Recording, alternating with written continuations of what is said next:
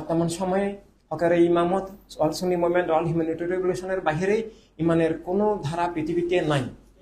ইসলাম নাই, আহলে সুন্নাত জামাত নাই, খেলাফত নাই, মানবতার রাজনীতি নাই, মানবতার রাষ্ট্র নাই, এমনকি মানব জীবন, মানবিক দৃষ্টি, মানব সত্তা, মানবিক অস্তিত্বও নাই, কিছুই নাই। মুখে রাসূল বলছে কিন্তু রাসূলুল্লাহর হাকিকত অস্বীকার, রাসূলুল্লাহর বন্ধন অস্বীকার, রাসূলুল্লাহর বিপরীতে চলা। ইসলাম বলছে কিন্তু মন গড়া ইসলাম, অরাজনৈতিক ইসলাম। আমরা দেখেছি বিগত শত শত বছর ধরে ইসলামের নামে অনেক ধরনের ইসলাম ধ্বংসাত্মক, ইমান ধ্বংসাত্মক, বাতিলের সহায়ক অনেক কিছু তৈরি হয়েছে। এগুলো পীর আলেম নামধারীরা বেশিরভাগ তৈরি করেছে। ইসলামী নেতা, ইসলামী লিডার, ইসলামী দল নামে এই লোকগুলো তৈরি করেছে বেশিরভাগ। সাধারণ মানুষ মানে ওদেরকে অনুসরণ করে ধ্বংস হয়ে গেছে। আজকে আমরা গাজায় যে অবস্থা দেখছি, এটা এর আগে ইরাকে হয়েছে, সিরিয়ায় হয়েছে, লিবিয়ায়, ইয়েমেনে, আরো অনেক অনেক জায়গায় কম বেশ, ইন্ডিয়া সারা দুনিয়াতেই কম বেশ হচ্ছে। বসনিয়াতে হয়েছে, হার্জেগোভিনাতে হয়েছে। বসনিয়াতে বললো যে, হার্জেগোভিনাতে বললো যে তোমরা এক জায়গায় জড়ো হও, না হয় আক্রমণ করব। তো 20,000 মুসলিমকে এক জায়গায় নিয়ে একত্র করে চতুর্দিক থেকে ব্রাশ ফায়ার করে সবগুলোকে মেরে ফেলেছে। এটা সবাই জানে, এটা প্রকাশ্য ঘটনা। এভাবে অনেক। আর এগুলো বাতিল কিভাবে করছে? বাতিলের হাতে রাষ্ট্র ক্ষমতা, এই কারণে রাষ্ট্র ক্ষমতাকে ব্যবহার করেই এগুলো করছে। আর বাতিলের হাতে রাষ্ট্র ক্ষমতা গেল কিভাবে? বাতিল রাষ্ট্র ক্ষমতা যুদ্ধ করে অর্জন করে নাই। বাতিলের হাতে আমরা নবীর সাথে, আহলে বাইতের সাথে, কারবালার সাথে, সকল নবীর সাথে, সকল অলি শহীদদের সাথে, সর্বোপরি আল্লাহর সাথে, কলেমা কোরআনের সাথে বেঈমানি করে, বিশ্বাসঘাতকতা করে যে অরাজনৈতিক ইসলাম তৈরি করেছে, অর্থাৎ রাজনীতি বা রাষ্ট্র বাতিলের হাতে তুলে দিয়েছি আমরাই। খাজা বাবার সাথে হাজার হাজার অলির শহীদের বিনিময়ে যে ইন্ডিয়া মুক্ত হয়েছিল, সেই সকল অলির সাথে বেঈমানি করে আমরাই রাম রাষ্ট্র ঘোষণা করেছি। এটা মানে এরপর আবার পীর আলেম, বুজুর্গ, হুজুর, মসজিদ, খানকা, দরবেশ, মাজার, ওরস সবকিছু চালু রেখেছে। এগুলো সব ধোঁকা, ব্যবসা, প্রতারণা। তো শুধু ব্যবসা হলেও আমাদের সমস্যা ছিল না, কিন্তু বাতিলের দালালি, বাতিলকে কায়েম করা, হককে উৎখাত করা, এভাবেই আমাদের বিগত ইতিহাস সর্ববাতিলের দালালির ইতিহাস, আল্লাহ হাবিবের সাথে বদর, সিফিন, কারবালার সাথে বিশ্বাসঘাতকতার ইতিহাস।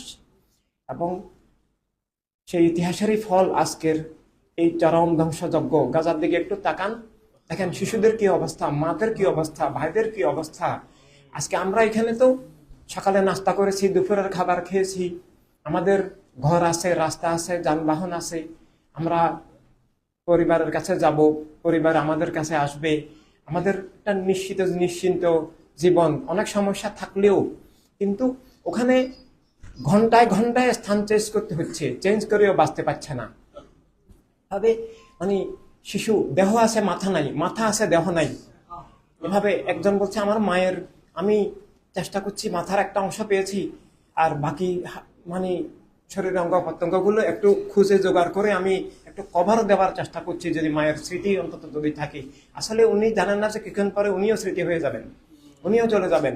এভাবে শিশু, কারো হাত নাই, কারো পা নাই, এভাবে প্রায় লক্ষাধিক শিশুর কারো হাত নাই, কারো পা নাই, কারো চোখ নাই, এবং ভয়ঙ্কর অসুস্থ, কিন্তু আবার চিকিৎসাও নাই, কিছু নেই, খাবারও নাই, আগামী বেলা কি খাবে সেটা জানে না, এবং উপাসের পর উপাস। আমরা তখন খেয়ে আসি, আবার কি খাবো, কিন্তু ওদের খাবারও নাই, পানিও নাই, কিছুই নাই, বাথরুমও নাই। গাজার রাফার মধ্যে বিভিন্ন এলাকা থেকে আগের 4 লাখ ছিল, এখন 10 লক্ষ মানুষ গেছে। এই 10 লক্ষ মানুষ মরুভূমির মধ্যে কোন রকমে আসে, এই তাবু, সেখানেও বোম্বিং হচ্ছে। এই 10 লক্ষ মানুষের জন্য বাথরুম আছে মোট 121টা। তো এখানে মারা কোথায় যাবে?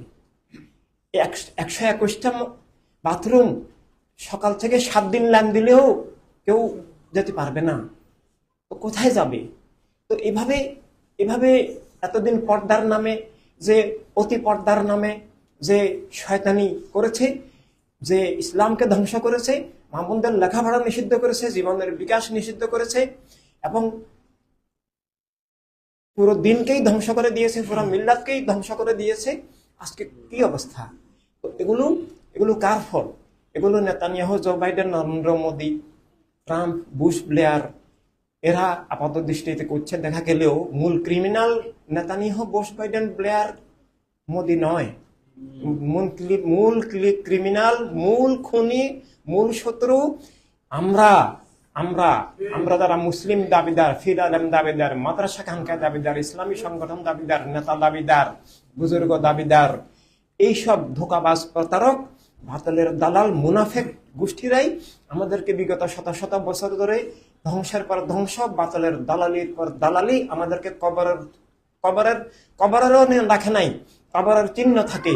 টাইটানিক একটা জাহাজ ডুবে গেছে, টাইটানিকেরও চিহ্ন আছে, টাইটানিকেরও সমুদ্রের নিচে তার ধ্বংসাবশেষ আছে। আমাদের কিছু নাই, আমাদের কিছু নাই।